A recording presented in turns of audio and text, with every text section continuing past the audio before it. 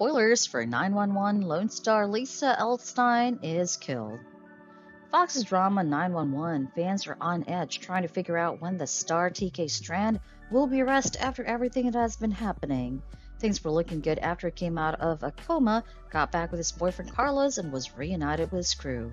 Sadly, things wouldn't just go as well as they were looking since he received awful news from a phone call on episode 7.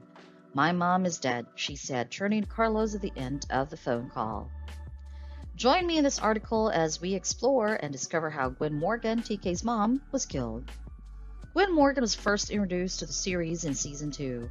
She flew from New York City, where she stayed, to Austin after her daughter was accidentally shot while working and was in a coma. She had not planned on moving, but she found herself reconnected with her ex-husband, Owen.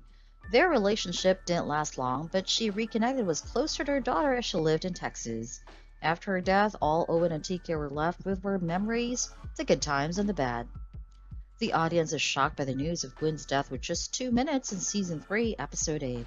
She had just stepped out of the curb, tried to cross the street, and was accidentally hit by a bike from a delivery guy.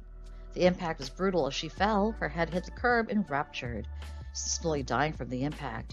This view wasn't seen by the viewers, they only heard the 911 call placed by the delivery guy who hit her.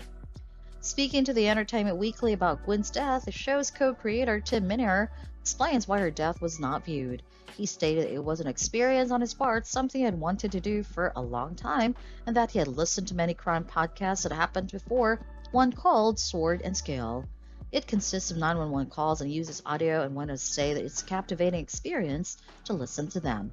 When asked why Gwen was killed so abruptly, he answered he felt that was the best conclusion of the character's arc.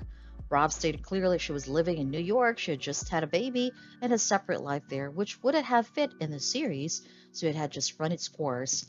Bearing the question, what's the most fulfilling, juicy way to end that story? There is nothing more dramatic than an unexpected death, and said, "It was time for me to explore TK's abstinence, and that felt like the right way to do it. I wanted it to feel like tragedy just happened as it never planned. Full of emotions is how I saw the scene," said Tim to the interviewer.